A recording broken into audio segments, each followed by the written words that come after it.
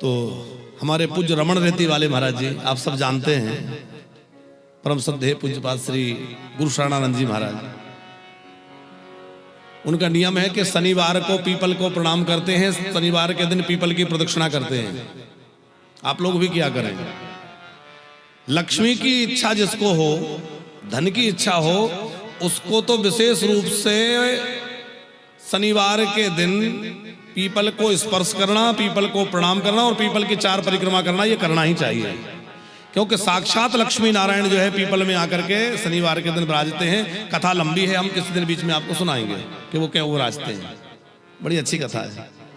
तो वो स्मरण इस बात से आ गया कि महाराज जी का नियम इतना पक्का है कि आज भी वो कहीं रहे दुनिया भर में, अब बाहर कई ऐसी जगह हैं जहां पीपल नहीं मिलता, तो यदि पीपल बाहर उपलब्ध नहीं है तो उनका नियम है कि शनिवार के दिन वो फ्लाइट लेकर के अपना आ जाएंगे, वृंदावन आ जाएं, कहीं भी इंडिया में आकर के और पीपल को प्रणाम कर लेंगे, फिर चाहे वापस जाना पड़े, शनिवार को वो यहाँ रहेंगे। और नियम करने की बात वैसे हमें याद आया, तो उनका नियम करने का जो समय है, एक दिन कभी थोड़े दिन पुरानी बात है, उनका नियम का समय था और वो फ्लाइट में थे, तो उन्होंने सोचा कि यहीं शुरू कर देते हैं, जहां है वही नाम तो वही लेना चाहिए, शुरू हो गए। अच्छा, वो 1.5 घंटे का नियम था और लगभग 35-40 मिनट बाद फ्लाइट को पहुंच जाना था।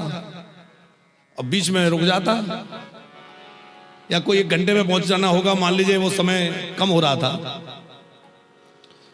तो आप भगवान की लीला देखिए। वो नियम करने बैठे, हमारे मलुक पीठ वाले गुरुजी इसको बड़े अच्छे से सुनाते हैं क्योंकि उनकी बड़ी घनिष्ठता है।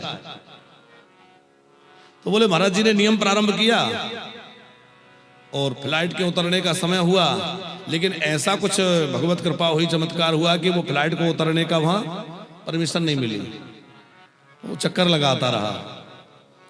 कब तक?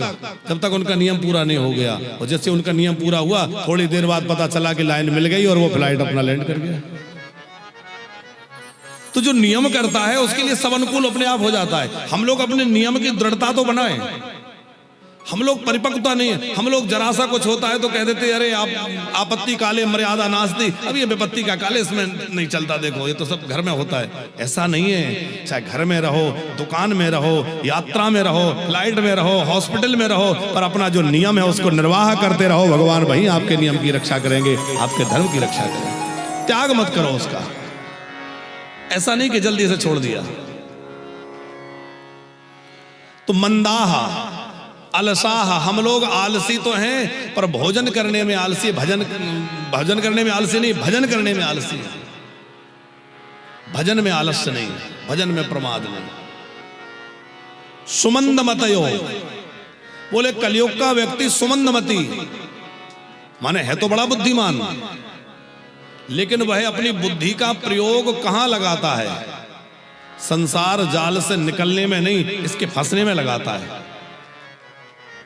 हम अपनी बुद्धि जितनी लगा रहे हैं वो निकलने के लिए नहीं लगा रहे, और ज्यादा फंसने के लिए लगा रहे हैं। ये कैसे हो जाएगा, वो कैसे कर लेंगे, और ये हो जाएगा। तो बुद्धि फंसने में लगा रहे हैं कि निकलने में? वो एक चौधरी जी थे, वो गांव क्षेत्र में रहते होंगे, तो उनके यहाँ भैंस थी, वो गोल गोल सींग उसके थे, ऐसे होते।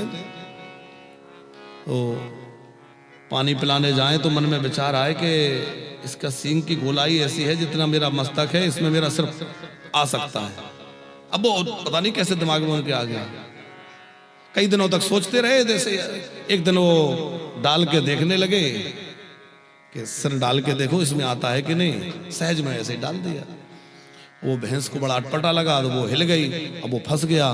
तो चिल्लाए, लोग दौड़ के आए, जैसे तैसे निकाला, और निकाल के आए। उन्होंने कहा अरे चौधरी जी आप इतने बड़े आदमी, गांव के सरपंच, आप इतना भी नहीं सोचते कि जरा सोचा तो करो क्या कर रहे हैं, ये कोई काम करने का है? अरे जरा सोच के तो करते। तो बोले तुम सोचने की कह रहे हो, मैं 6 महीने से सोच रहा था। तो 6 महीने से सोच तो रहे थे, पर निकालने की नहीं सोच रहे, फंसाने की सोच रहे थे। बात समझ में आ रही है? हम कहना ये चाह रहे हैं कि सोचते तो हम बहुत हैं, पर निकलने की नहीं सोचते, फंसने की सोचते हैं और संसार में कैसे फंसे। संसार में फंसे तो हम हैं ही, अब इससे निकलने का सोच, इसलिए कहा है सुमंद मतया, हमारी मति जो है वो बस उसी में लगी है कि हम कैसे और अपने इस जंजाल को बढ़ाएं। सब करते हुए भी इससे कैसे निर्लिप्त रहा जाए, इस पर विचार करना है। देखो, ना तो व्यापार करना बुरा है, न धन कमाना बुरा है। हमारी बातों का या भागवत के अर्थ का इस तरह से बिल्कुल अर्थ नहीं लगाना कि महाराज जी कह रहे थे इसका मतलब ये सब बेकार ना। बस ये है कि धर्म पूर्वक